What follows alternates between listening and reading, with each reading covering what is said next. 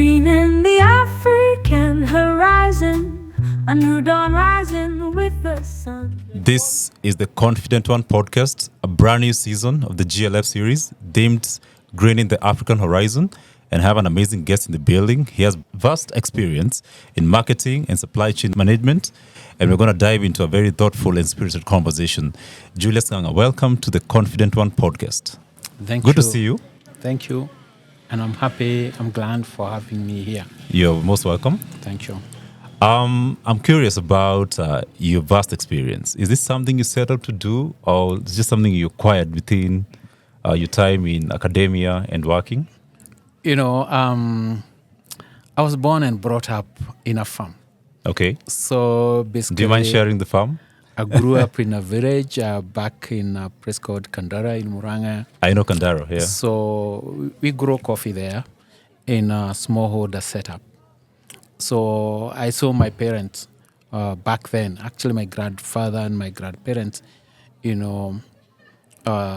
did plant coffee. Okay. And the way it was done, it was thrash and burn. So basically what it means, they went to forest and virgin land and they cut it down. They destroyed the entire place. Yeah, when they turn into charcoal and they plant coffee. And coffee is good because through coffee, my parents were able to educate us. That's a good thing. Yes. But so it was a source of income and livelihood. It was. Okay.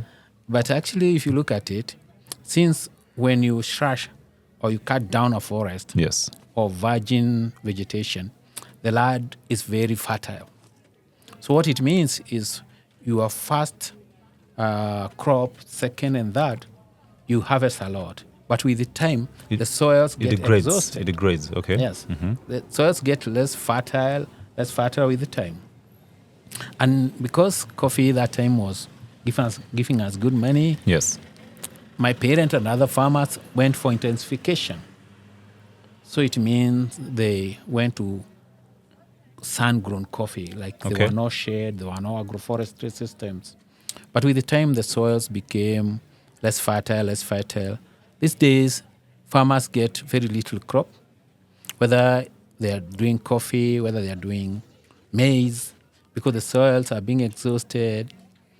The soils are not holding carbon. Okay. Mm-hmm. And climate change is with us now. It's a real thing. It's a real thing. It comes with many pests. Pests that were in low altitudes really come up even to the high altitude, the highlands. Okay. So the business case for farmers is not working. All right. So basically, I thought when I was growing up, I wanted to be an engineer. Basically, I studied agricultural engineering. I'm an engineer by profession. In the University of Nairobi? In the University of Nairobi. I started Egerton. Okay. University, I did my bachelor's degree. Then I came to Nairobi for master's. Okay. I went back to the university to teach, and my vision was to come and contribute to the coffee sector because I knew it. How's that going? Are you contributing to the coffee sector? I think so. Mm-hmm. I think so. How are you doing on a scale of 1 to 10? Are you doing, That's a big question. In terms of my own contribution? Yeah, your own contribution as Julius now. I think I've done my part, basically, because since, let's say, 2001, I've been in the coffee sector. It's a decade plus. Yes. Mm-hmm. So I've supported farmers to do a lot of landscape and community projects. Amazing. I worked to start companies, coffee milling companies, coffee marketing companies. And for me, when I am able to help farmers to fetch a good price for their coffee, at the end of the day, you've done your job. It makes you happy. Yeah, when I am able to help coffee farmers to be able to revitalize their soils, kind of regenerate, so that the soil can manage they can be able to produce from those soils. Okay. I'm very happy. You sleep well at night after that is done. So to that effect, basically, I left and I went to Rainforest Alliance. Yeah, Rainforest. We should talk about that. Yeah. Yes, because now with the Rainforest Alliance, I'm not only working with the coffee, I work with the tea, I work with avocado farmers. So this has widened my scope. Okay. And we continuously support farmers. We do trainings. We help them to grow the crops in a sustainable way. In a sustainable way, okay. And we connect them with the markets. Okay. The market that can discern sustainable product value-added product, and they can pay a premium. So I'm very happy with the concept, that the way we work. Okay. But apart from that, we also realize that although we work with farmers that are certified in our standard, Okay. there are other farmers possibly who are struggling, who cannot possibly comply with our standard. So And how do you mitigate that now? The struggling ones that can't comply with the standards. So to reach out to the farmers that are slightly lower, or maybe they are starting their sustainability journey, we work with them with what we call landscape programs. Landscape programs, basically, they are area-based. You go to a high-value landscape. Like now we work a lot in Mount Kenya. And Mount Kenya is an important water tower for Kenya. Absolutely. Yeah, we grow coffee there. They grow tea. They grow avocados, but also vegetables and tomatoes. Yeah, and now you look at the landscape and you teach them how to grow in a regenerative way. Okay. Meaning they take care of their soils. They go to agroforestry systems, how to compost, how to use less inorganic inputs, less pesticides, and also to see how the buyers who buy this product can also invest with farmers. All right. Talking about that, how do we achieve sustainable agri-food systems in Africa, in Kenya, and beyond? I think there are two things. Yes. Or two or three. First and foremost is supporting farmers to grow crops in a sustainable way. Okay. Yeah, that may mean a lot, depending on where farmers are. Yeah, it may mean that when they are growing their crops, first and foremost, they're also taking care of the environment, because the factor of production that farmers have is the soils, most of them. Yes. Yeah, it's the soils. So they need to take care of the soils and to make sure the soils remain fertile. So they can have a great yields and production. Exactly. Okay. And they can farm for many, many years to come. So, and then for them to do this, they need also to protect the water. So the rivers are also important. From there, then you have to train them on how to take care of the crop themselves now. Okay.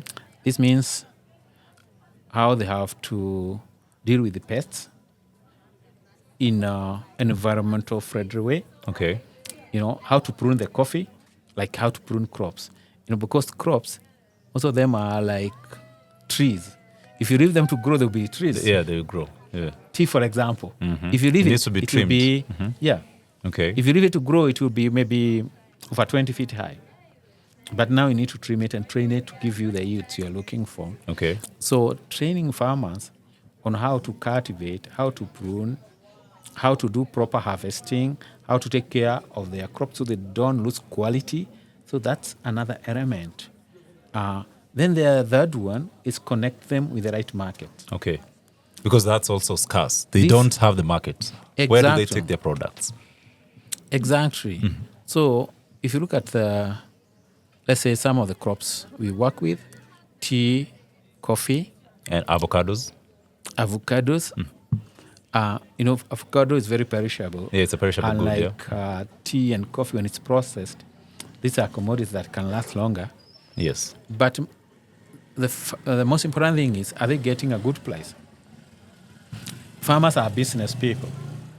And sometimes they are affected by international prices that fluctuate a lot. Okay. So how do you cushion farmers against these fluctuating prices? And the concept we are trying to push forward is where farmers have relationship with buyers. Okay. So that a direct link. Yes, a direct link. Okay. This will help having a win-win situation, because on one hand, the farmer can be assured of market, And the farmer needs to assure the buyer of quality. Of quality, yeah. Yeah. And there's accountability. There's a check and balance. Exactly. Okay. So it's not only quality, it's also accountability on how you grow the crop. Like as far as pesticides are concerned, many consumers want to know how and where whatever I'm eating came from. And how was it? They want to trace it back. They want to trace it back. If you have a product, where did this product come from? They want to trace back. These days we are talking of data. And but that's a very huge theme here, technology and data. Okay. Right now we are talking of UDR. Yes. This is European Union deforestation regulation. So European Union have decided that they don't want to buy crops that contributed to deforestation since 2020. Okay.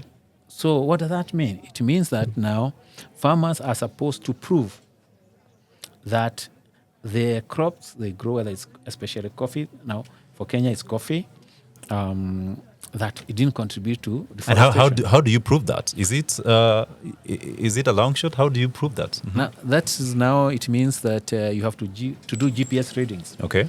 So you have to plot your farm through GPS readings, and then you upload that in a system where people in Europe can verify. Ah, okay. Amazing. So that's technology now. That requires technology. Okay. It's expensive. And this is where now we need farmers to be supported. Okay. By the government. And by the organizations. The companies and by organizations. And brings me to now my other question about partnerships and finance. How important is partnerships and finance in achieving that goal of building prosperous future for Africa and also greening the African horizon? How important are partnerships and finance? That's really important.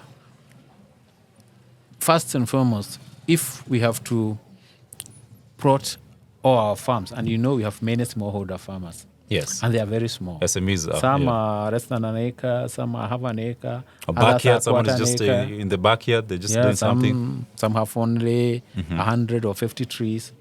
So we have to plot all those farms. So this requires a lot of investment. And this is where now companies, government, public and private, NGOs, can also invest in supporting the farmers. That's the starting point. But also, in terms of long term, we are talking of greening Africa. African horizon, yeah. Working on regenerating the landscapes. Now, think about tea farmers. We have over 600,000 of them in Kenya only. So these farmers, they work hard to produce tea. So the first thing they sell is tea. Now they are required to have another asset called data, to prove. To prove, yeah. It costs money to even come up with these data sets. Yes. So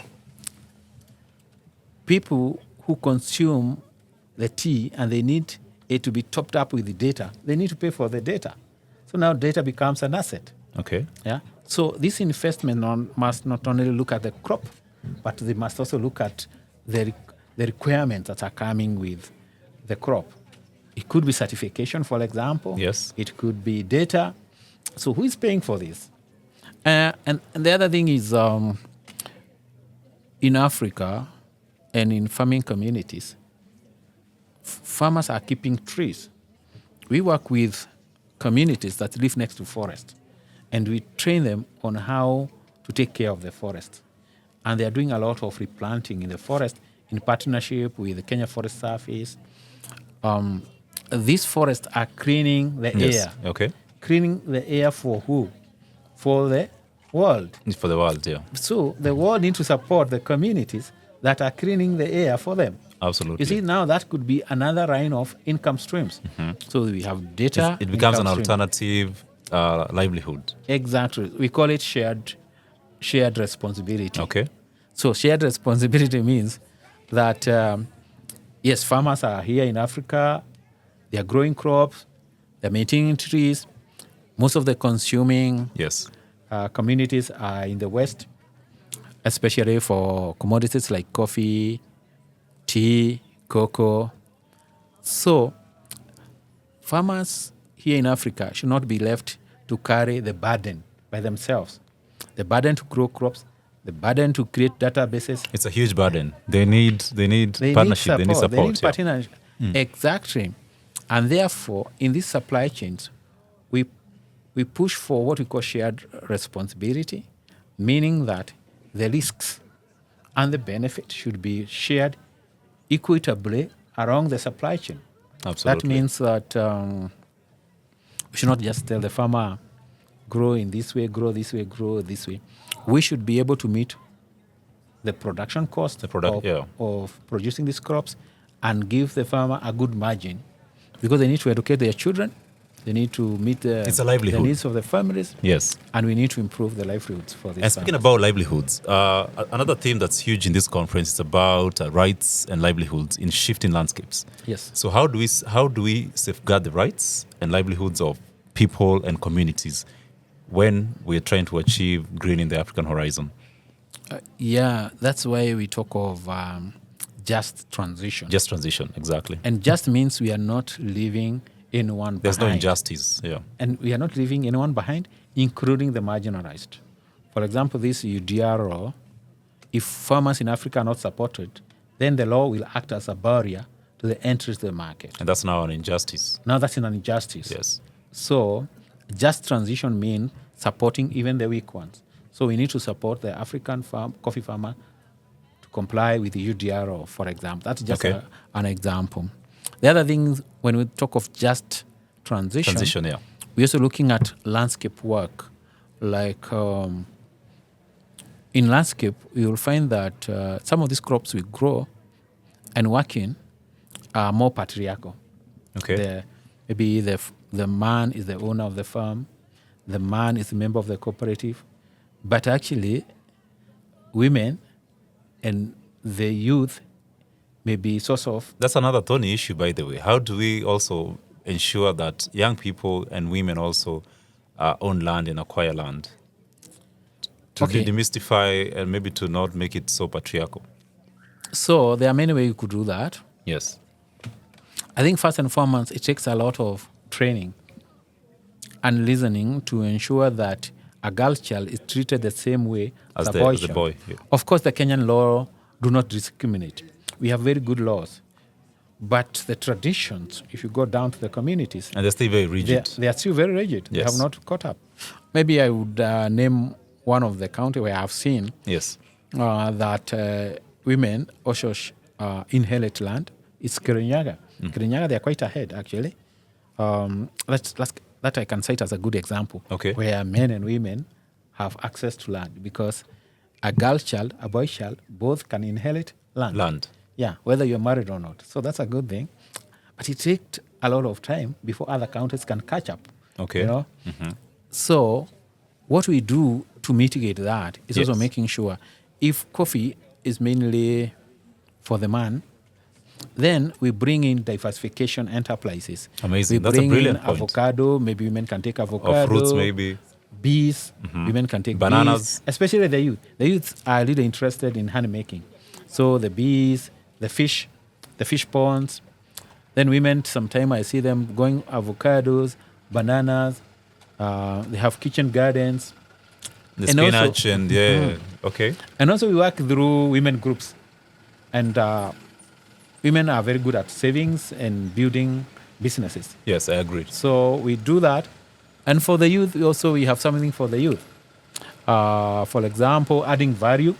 We have seen youth start, roasting coffee and, investing in coffee value addition. We have seen them also investing in fish, like also honey.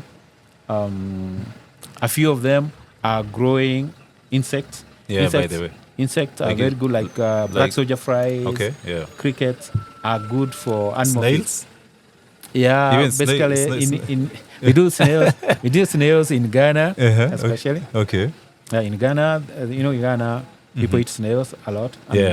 I see women. It's a delicacy in Ghana. Snails in Ghana. I see women do pigs in Ghana. So in Kirinyaga, women do dairy, like dairy for women. Okay. So, being deliberate in selecting and the intentional diversification enterprises that you choose can bridge the gap, So that is also a just transition. Okay. Just to give some examples. Amazing example. Yeah. And I'm thinking, how has your work impacted the people around you in your community, and also maybe people that you work with? How has your work impacted them? Maybe directly or indirectly? So I think first and foremost, personally, through my work, Yes. looking back, I've been able to support a number of programs. Through my work, we have supported community projects like health clinics. Okay. We have supported dairy. We have supported water projects, and many.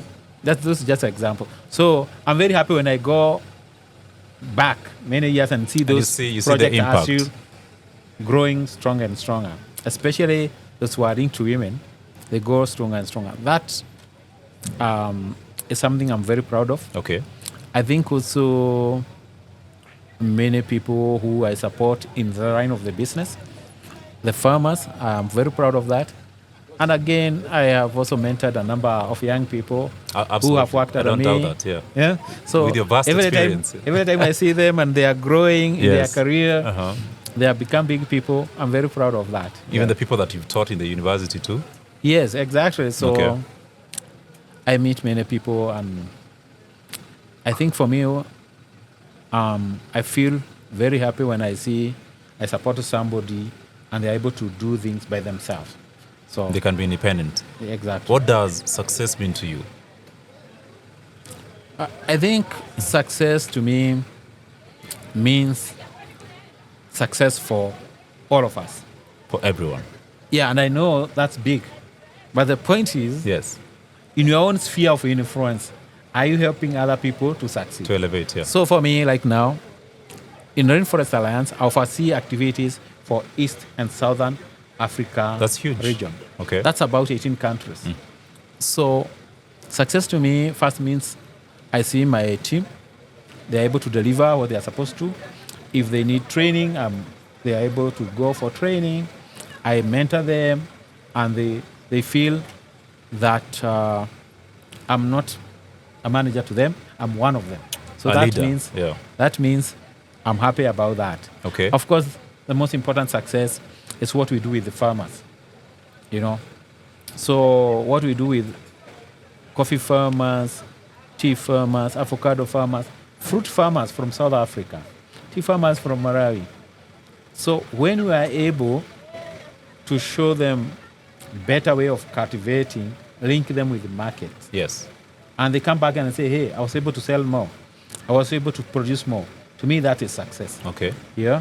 And then the other part is about our work with the landscapes. You know, when you see, you started with the farmers who probably didn't have trees in their farms, and when you go back, you can see now trees growing. The farmers are intercropping, like Yes. maybe they were growing only tea, now you see But they're you can see them intercropping. diversifying. Yeah, so you can tell their incomes are becoming more stable. Now that is success. Absolutely. And I want to dive into another theme that's also very huge, scaling landscape restoration. I read 45% of Africa land is degraded. Yes. How do we scale landscape restoration? How do we do? How can we achieve that? So I think there are a number of ways. First and foremost, think why land was degraded. Like By the I way. said, it's because farmers started growing cash crops. Traditionally, people used to live in harmony with the land. Like, even in my own community, people used to do rotations, farming. Like, you just cultivate a fraction of your farm. Yes. You know? And then you cultivate for 2 seasons and you move. You allow it to regenerate. Yeah? And because now we went to cash crops, the demand for food and fiber in the developed world was Increased. very high. Yeah. It drove degrading of land and deforestation in Africa. The other thing that is pushing degrading and deforestation is population pressure. We're almost hitting 10 billion. Okay. So we need to feed these people. So if you look at these dynamics, it means unless we do something, degradation It's will a time bomb. It's continue going on. Yeah. And that's why we are saying climate change is an emergency now, because we're almost It's a at that crisis, tipping point. Yeah. Okay. Yeah. And that's why we say we are the generation now to do something, or maybe We be wouldn't nobody have- to do it. do you know, even they did a research and they were saying if we don't do something about it, in the next few years, even human beings can be extinct. It To be is. wiped out because of the climate I crisis. tell you, it's a climate emergency. But there is a lot we can do. There's a lot we can do. For example, first and foremost, let me say, we can harness the power of market. And that's what we do. Harness the power of market. Think about it. We grow all these crops for cash crops. Yes, we need the money. Yes. But suppose we were to partner with the buyer to improve our farming practices, move from sun-grown farming system to agroforestry.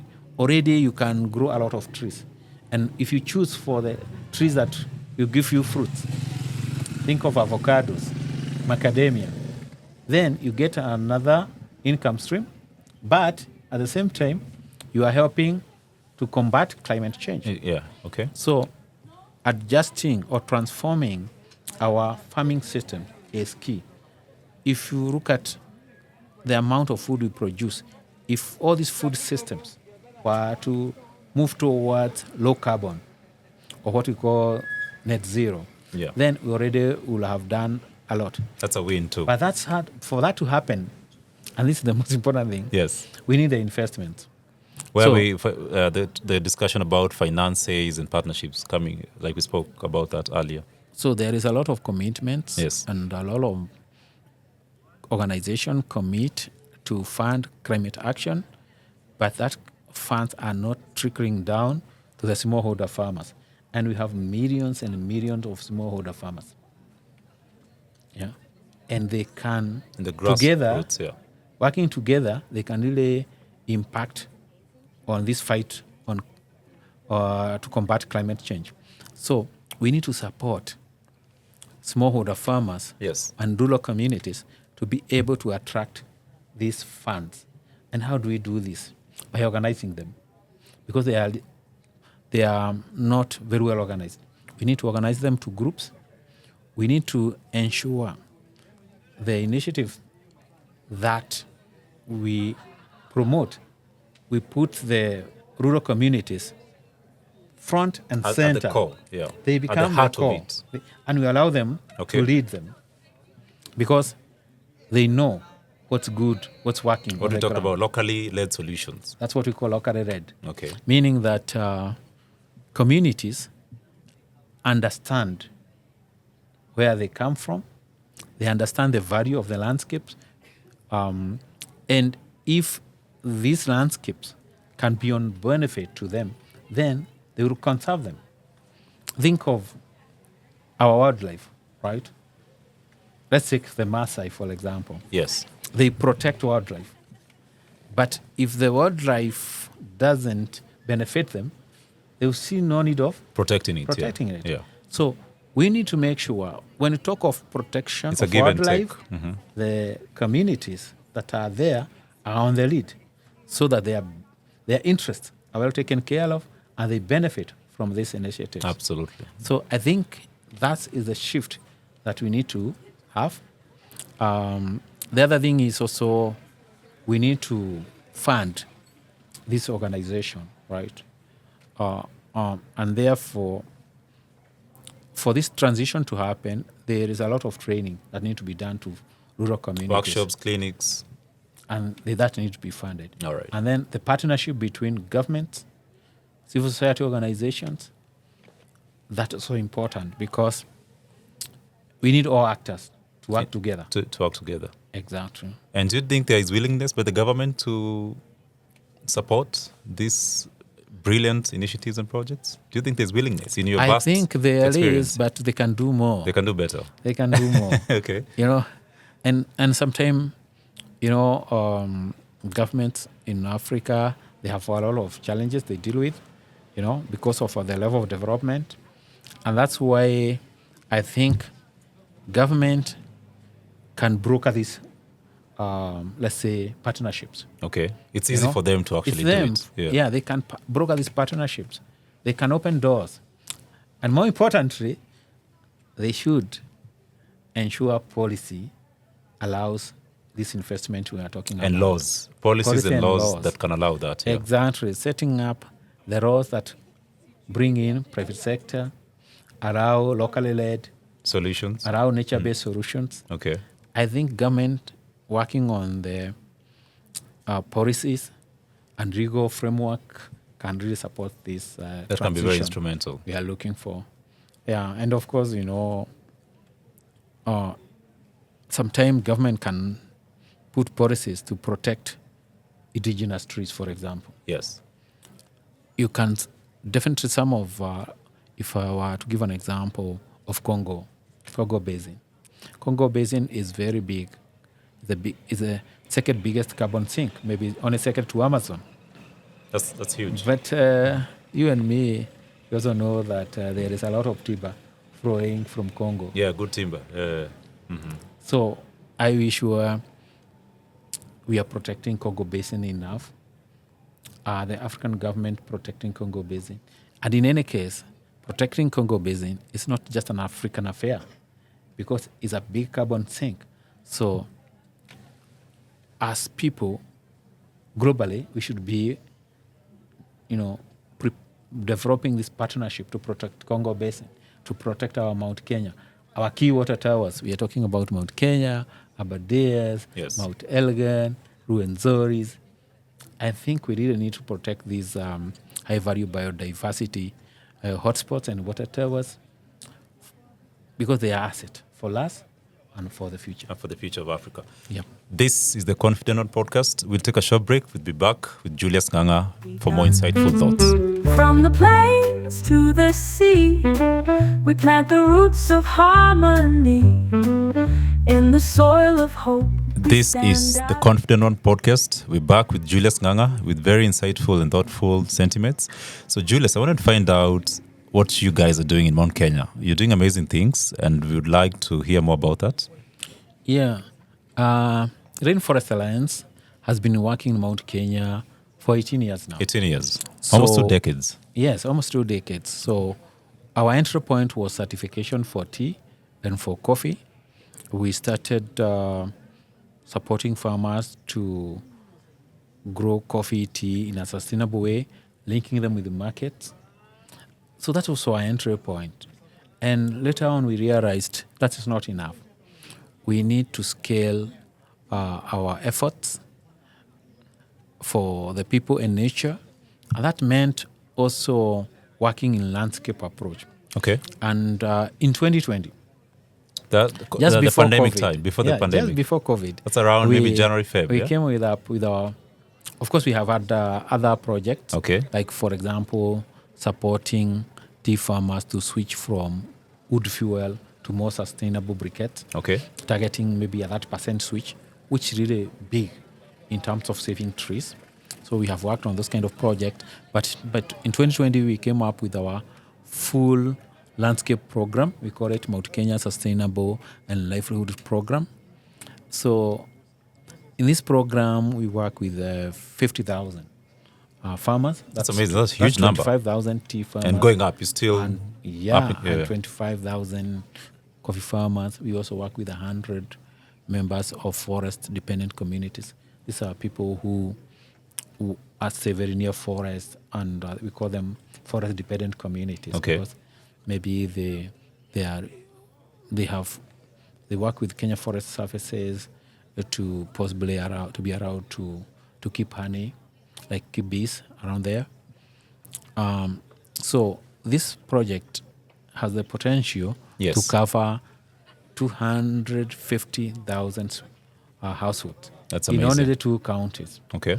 So we are working in Kirinyaga County and Ebu County. That's our 2 counties. Are you planning to expand to other counties? Actually, our ambition is to go around the mountain. Oh, okay. So these are 6 Something counties. positive about the mountain. Apart from the Yes, because the mountain is a really important water tower. Yes, true. And it's a UNESCO site, It hosts, it is home to many animals. And it has it's a tropical forest, Okay. and a source of many rivers.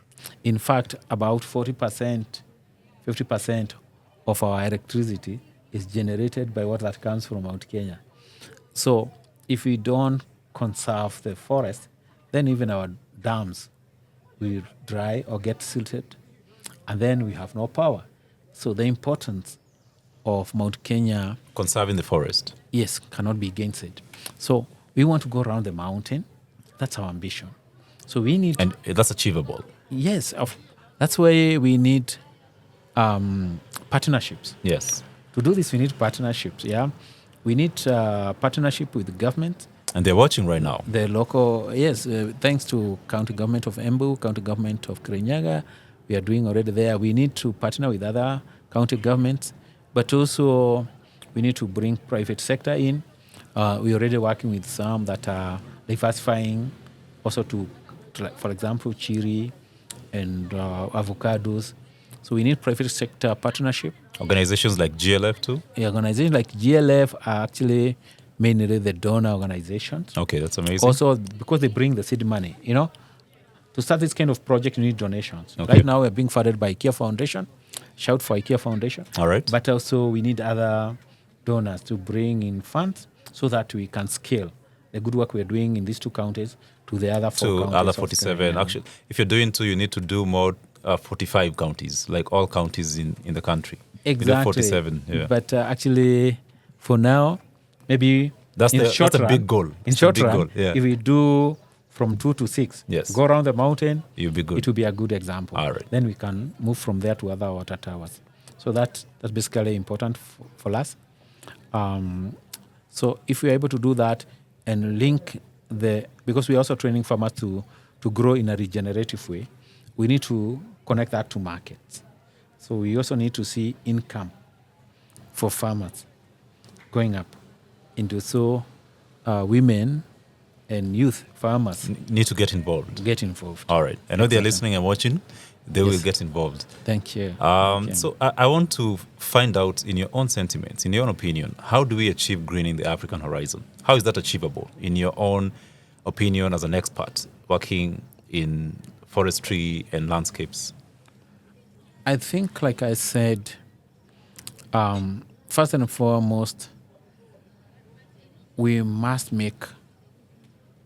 push hard for private sector to play a key role. Okay, Rod.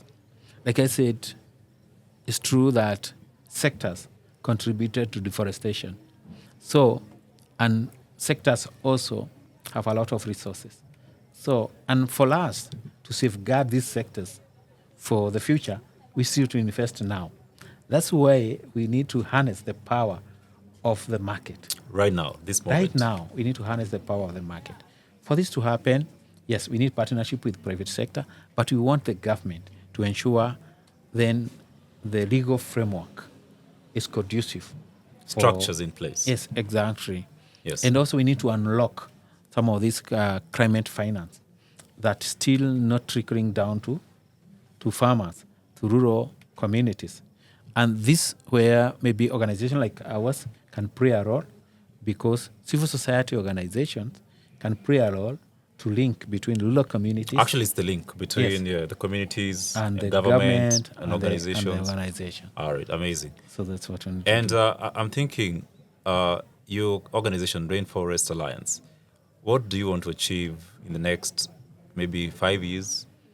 2030 vision? What Thank are you. the things that you want to achieve? Thank you. We launched our 2030 strategy, and we are very ambitious. Okay. In our 2030 strategy. Up to now, we reach 7.5 million farmers globally.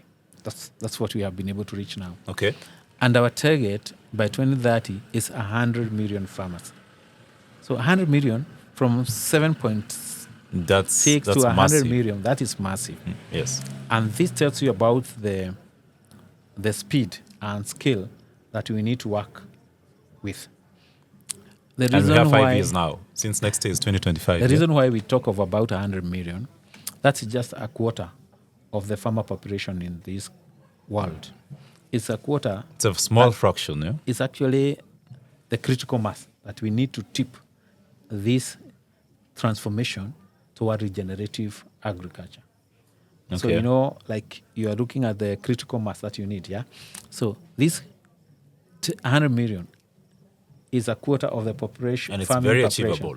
We need to tip it because I think if we are hit there, then the system will almost come to be self-propelling, like it will move toward mainstreaming. Yes.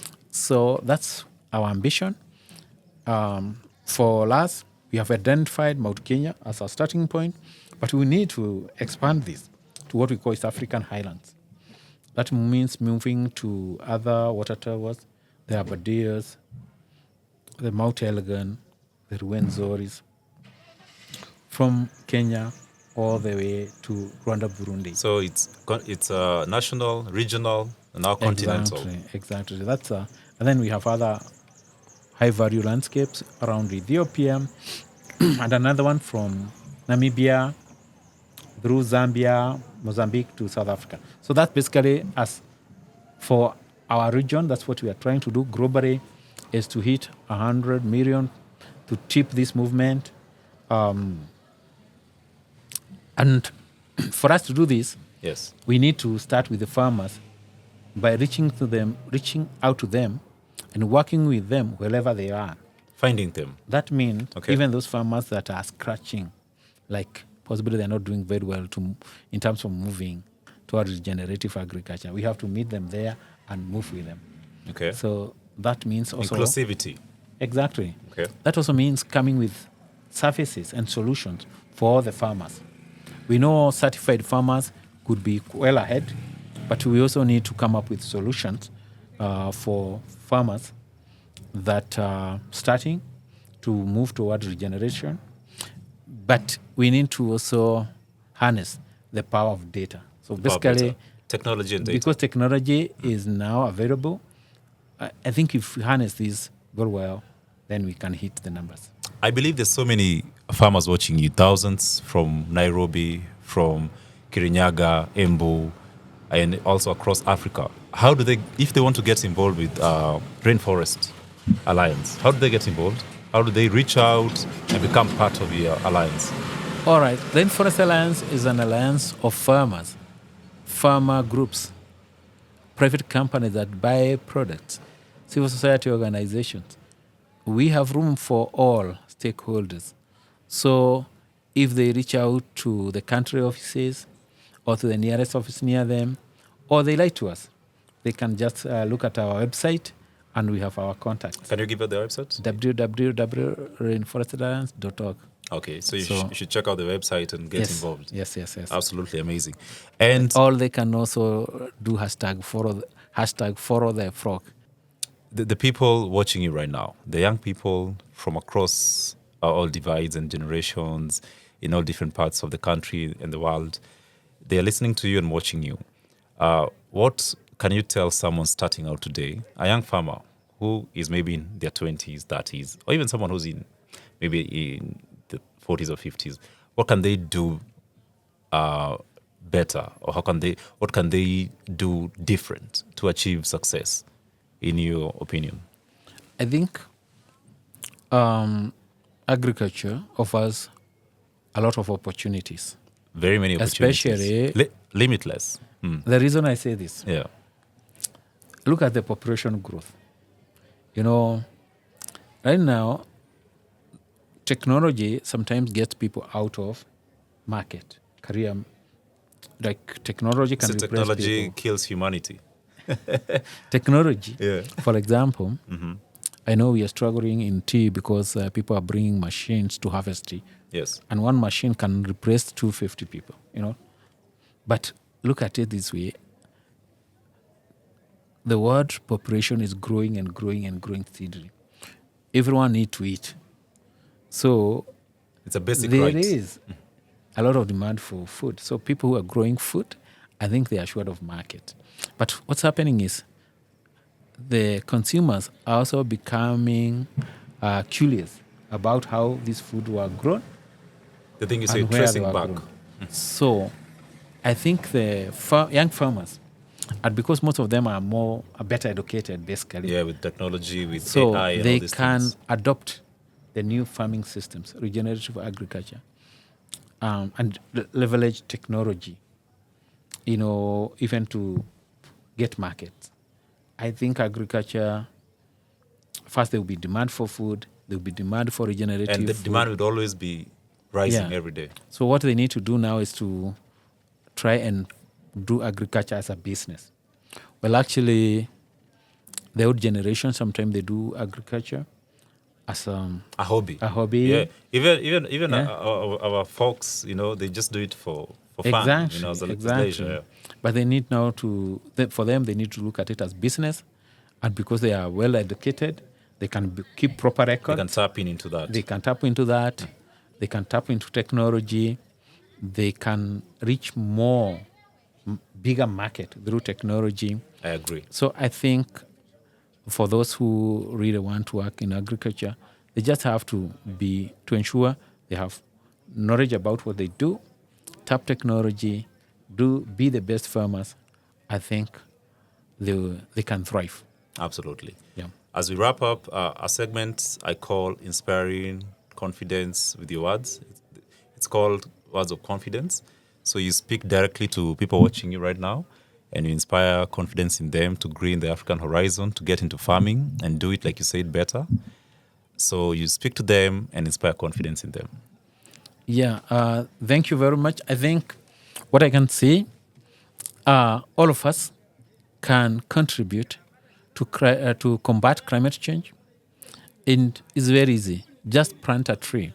And it's better, you are better off if you plant a fruit tree. And it doesn't matter what size of land you have. Trees can be planted as flowers. You can plant trees for fruits. You can plant trees for your fence. Yeah, just plant trees. And your environment will be better, it will be clean, and you'll start enjoying trees. Thank you. Thank you. Thank you so much, Julius Ng'ang'a. It's been a pleasure having you. Thank you for the sentiments. I've learned a lot. I've enjoyed this episode, and we hope to see you soon. Also, to follow your work. Where apart from you said follow the frog. Yeah. Are you on social media? They can look at Rainforest Alliance. We are in Facebook. Okay. Yeah, and we are in TikTok, X. X, yes. So Rainforest Alliance. So you go check it out. Yes. Follow and get to learn more and be part of the movement. Thank you so much for your time. It was nice having you. And hope to see you soon. Thank you very much for having me. You're welcome. Really appreciate it. We've inspired confidence, and we hope to see the results maybe. Thank you very much. And thank you to GLF for the platform too. Thank you. Thank you so much, Julius. This is the Confident One podcast. That was Julius Ng'ang'a with very insightful and thoughtful sentiments. From the plains to the sea, we plant the roots of harmony.